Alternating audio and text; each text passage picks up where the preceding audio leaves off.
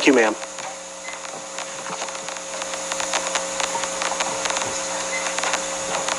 Ma'am, if you can state your name and address, and just remember you have 3 minutes to address the board.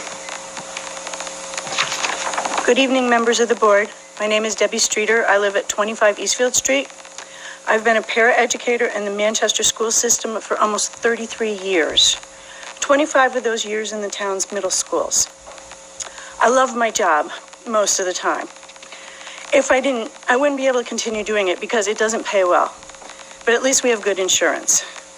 I long ago passed what I called the tipping point, where I earned $1,000 for every year that I'd been employed by the school system. Now it's so far below that mark that I hate to even calculate it. And I ask you, how many careers pay that poorly?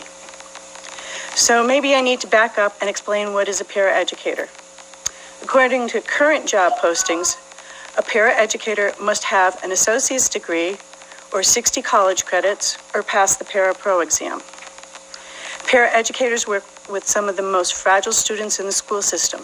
We do a wide variety of jobs depending on the age and or ability levels of the students that we are working with.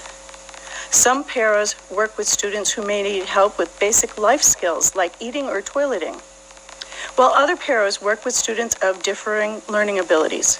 Some work in self-contained classrooms, while others work in the mainstream classrooms to support all students and help them be successful in their classes, both academically and socially. You may be asking yourself, why am I here?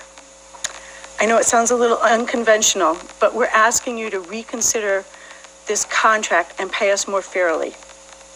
I was not chosen to be a part of this current negotiating committee, but I can tell you that after hearing some of the positive comments during negotiations and hoping to be more fairly compensated for the work that we do, it was a great disappointment to see it was just more of the same old, same old. One of our members at the meeting said it best. It's about $10 a paycheck more, and most of that will be eaten up by the increased cost of insurance.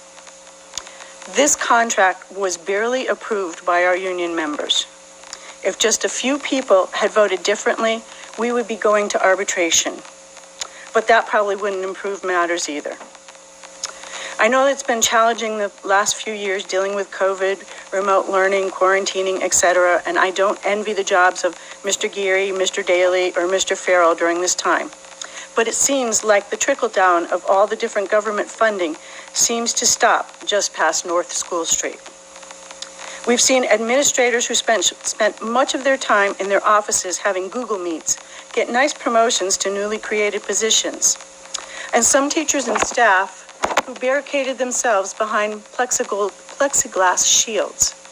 While we paras who work in the trenches had to continue doing our jobs, working side by side with students, whether it be in academics, gym classes, or more basic care. Due to the shortage of substitutes, we are also frequently asked to take on the additional responsibility of substituting in the classes that we work in. So we're basically trying to do two jobs at once for a nominal stipend. Full disclosure, one of my sons started working as a paraeducator just over a year ago. We need more males in this line of work, not only as, I'm sorry, No, is that the time? You've got your 3 minutes. Nuts. I didn't, okay. Thank you very much for your comments. Can I finish afterwards? Well, we have another opportunity for public comment Okay. later in the meeting. Okay, I'll save the rest for Thank then. you, ma'am, Yep. very much.